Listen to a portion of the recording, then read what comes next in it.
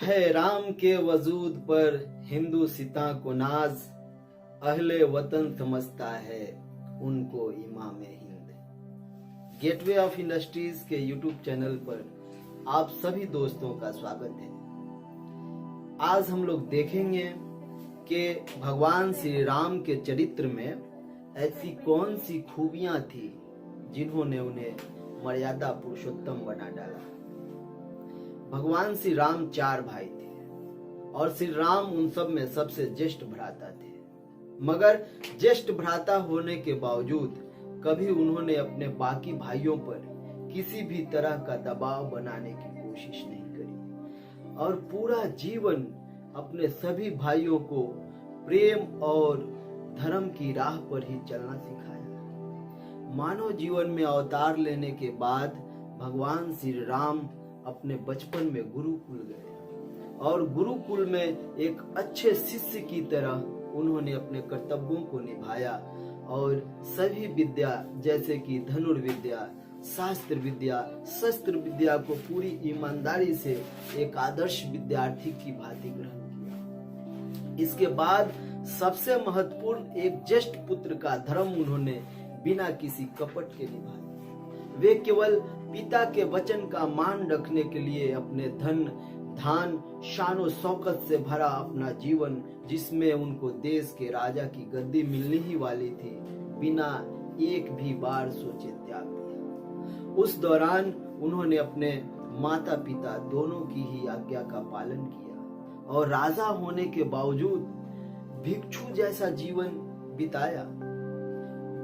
योगी के भांति शिक्षा ग्रहण करी, ऋषियों से मिले, शास्त्रों की जो बची हुई शिक्षा थी उसे भी ग्रहण किया। आगे बढ़ने पर जब वो एक बार शबरी जी के आश्रम गए तो शबरी के जूठे बैर खाकर यह उदाहरण दिया कि हमें कभी किसी के साथ ऊंच नीच का भाव नहीं रखना चाहिए, जबकि उस वक्त निम्न जाति के लोगों के साथ छुआछूत वाला व्यवहार किया जाता था। इसके अलावा श्री राम ने केवट के साथ मित्रता करी और साथ में भोजन भी किया। यह करके उन्होंने हिंदू धर्म में समरसता और मित्रता का उदाहरण पेश किया। मित्रता की बात करें तो श्री राम ने जब जिसके साथ भी मित्रता की, उन्होंने अपने चरित्र के जरिए दिखाया कि मित्र के साथ कैसे व्यवहार करना चाहिए। फिर चाहे वो सुग्रीव के साथ था या विभीषण के साथ रहा।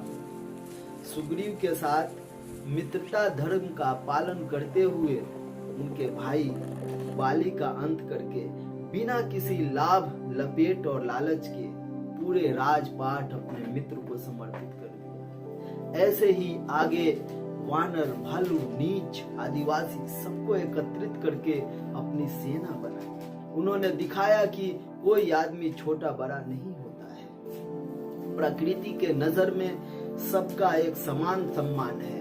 इस तरह के लोगों के साथ सेना बना करके ऐसे राक्षसों के साथ युद्ध लड़ा जो देवताओं से भी ज्यादा बलशाली थे और विजय भी प्राप्त करे। युद्ध भूमि में रावण का वध करने के बाद एक वीर पुरुष की भांति भी अपने जीवन का परिचय दिया, क्योंकि इतनी विशाल सोने की लंका को जीत लेने के बाद उन्होंने उसे भी त्याग दिया और जिसे जीता उसके भाई को ही समर्पित कर दिया। सोने की लंका जीत लेने के बाद भी 1 ग्राम सोना तक वहां से लेकर अपने देश नहीं आए। जहां जहां गए वहां वहां उन्होंने मैत्री संबंध स्थापित किए। जितने दुश्मन राज्य भी थे उनके साथ भी मैत्री संबंध स्थापित करा और हर जगह धर्म की स्थापना करी। भगवान श्री राम ने हर जगह महत्व केवल धर्म को ही दिया। जो धर्म के विरोधी थे श्री राम ने उनका नरसंहार भी किया। जैसे कि राक्षसी प्रवृत्ति के लोगों को उन्होंने पृथ्वी से विलुप्त ही कर डाला। यहाँ धर्म से उनका आशय मानवता के धर्म से है, किसी संप्रदाय से नहीं। उनका मानना था कि धर्म वही है जो व्यक्ति के हित में हो, मानव वही है जो मानवता के काम आए। यह भाव लेकर चलते थे वे।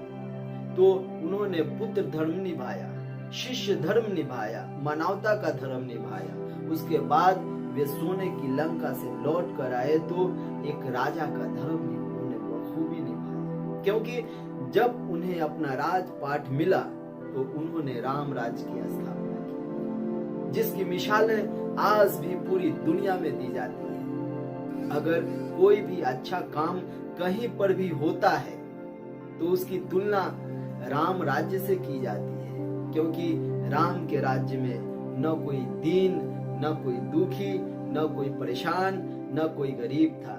सभी लोग सुखी और प्रसन्न रहते थे। ऐसे थे हमारे मर्यादा पुरुषोत्तम भगवान श्री राम। तो दोस्तों, वीडियो कैसा लगा कमेंट करके जरूर बताइएगा, और अगर मर्यादा पुरुषोत्तम श्री राम के बारे में और भी बाकी सीरीज देखनी है तो आप मेरे चैनल को सब्सक्राइब जरूर करिएगा।